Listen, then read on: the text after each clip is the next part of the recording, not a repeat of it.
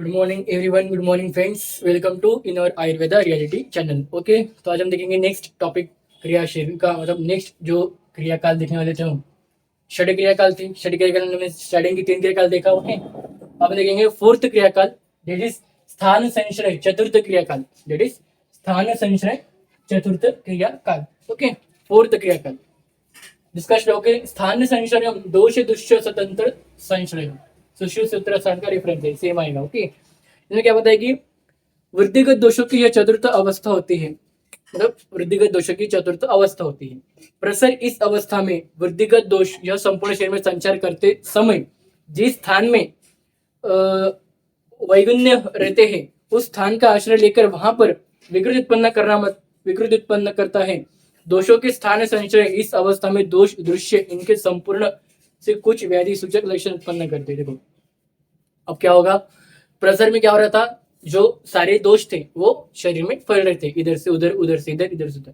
अब फैलने के बाद वो कौन से तो भी एक प्रॉपर पार्ट में जाकर, कौन से भी बॉडी के अंदर का जो भी पार्ट होगा वहां पे जाने के बाद एक गुण को उत्पन्न करेंगे, एक वैगुण्य को उत्पन्न करेंगे, मतलब एक व्याधि को उत्पन्न कर देंगे, जो किस अवस्था के कारण हो रहा है, स्थान संश्रय इस अवस्था के कारण हो रहा है।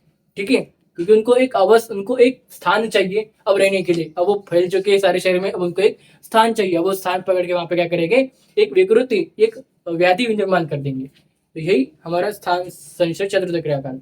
ठीक है, तो दोषों, ओके, फिर इस लक्षणों से व्याधि के उत्पूर्व रूप कहते हैं। दोषों को स्थान संशय शरीर में भिन्न भिन्न स्थानों में होने के कारण एक ही प्रकोपित दोष स्थान परत्व अधिक व्याधियों को उत्पन्न करता है।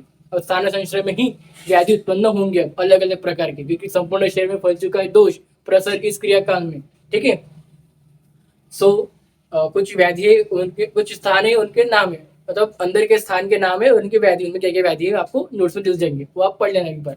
ठीक है, सो इतना ही था हमारा कौन, स्थान संशय चतुर्थ क्रियाकाल, इतना ही था, बस आपको इतना याद रखने का अच्छे से। ओके, फिर पांचवी क्रिया क्या होती है हमारी, दैट इज व्यक्ति पंचम क्रियाकाल, जैसे कि हमने पढ़ा था। ओके, व्यक्ति पंचम क्रियाकाल, इसमें क्या बताया कि व्याधु प्रव्यक्तम रूपम व्यक्ति, मतलब व्याधि के प्रव्यक्त लक्षणों के व्यक्त अवस्था कहते हैं। जो व्याधि की जो प्रव्यक्त लक्षण थे, जब व्याधि के, अब व्याधि उत्पन्न हो चुकी है, अब उस व्याधि के हमें लक्षण दिख रहे हैं, उस लक्षण को क्या बोल रहे हैं यहाँ पे, व्यक्त अवस्था बोल रहे हैं।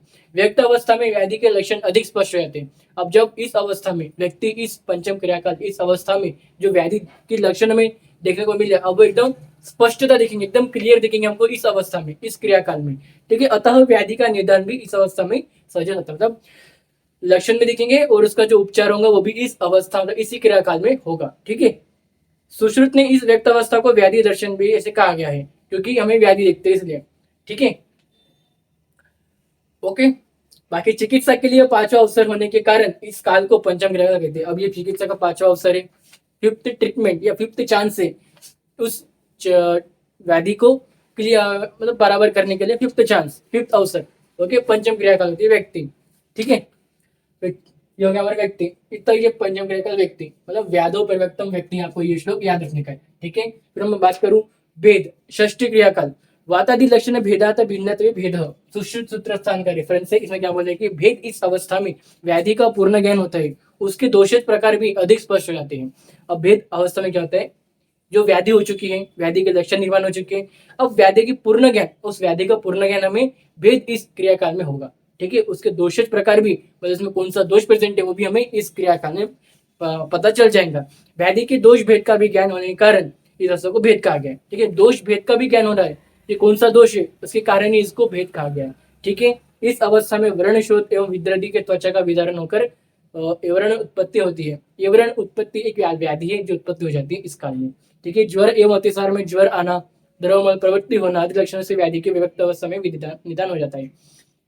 तो ज्वर अतिसार ऐसे जो लक्षण दिखते हैं वो व्यक्ति पंचम क्रियाकाल में ही उसको ठीक कर सकते हो। ओके, परंतु भेद इस अवस्था में मात्र से दोषी प्रकार का भी कल्पना की जाती है। लेकिन वहां पे तो व्याधि को हम ठीक कर रहे थे व्यक्ति पंचम क्रियाकाल में, उस ज्वर अतिसार व्याधि को, लेकिन हम उसके जो दोषज भेद है वो हमें भेद इस क्रियाकाल में देखने को मिलेंगे।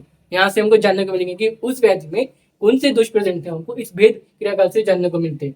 ठीक है, जैसे ज्वर में वात होता है, अतिसार में पित्त होता है, तो हमें भेद क्रियाकाल देखने को मिला। ठीक है, सो व्याधि चिकित्सा करने की दृष्टि से ये छठा एवं अंतिम अवसर होता है। अब ये अंतिम अवसर होता है उस व्याधि को ठीक करने के लिए।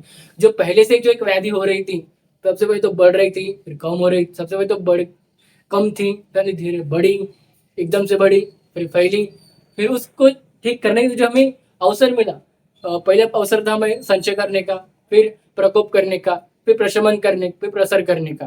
ठीक है, फिर स्थान संचय का एक अवसर मिला कि उसे प्रॉपर एक स्थान में ले जाकर, ओके, फिर बाद में हमें मिला व्यक्ति, बाद में मिला भेद। ये था छठा अंतिम अवसर था उस व्याधि को ठीक करने के लिए। ठीक है, लास्ट चांस, ओके, लास्ट क्रियाकाल। ठीक है ना, तो ये थी हमारी भेद षष्ठी क्रियाकाल, लास्ट क्रियाकाल। दैट इज वातादि लक्षण भेदात भिन्नत्वे भेदम।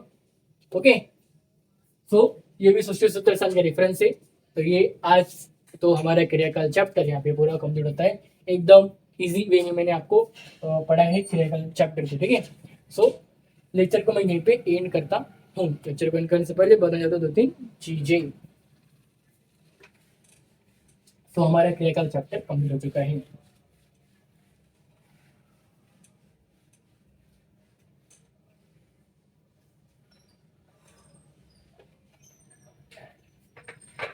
दैट इज आप सभी को पता है कि हमारा यूट्यूब चैनल शुरू है,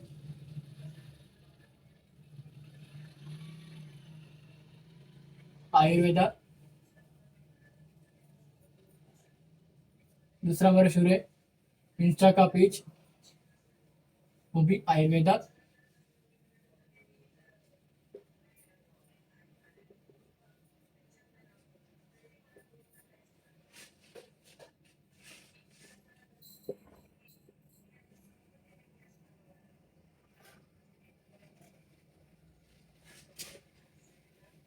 और चौथा टेलीग्राम चैनल।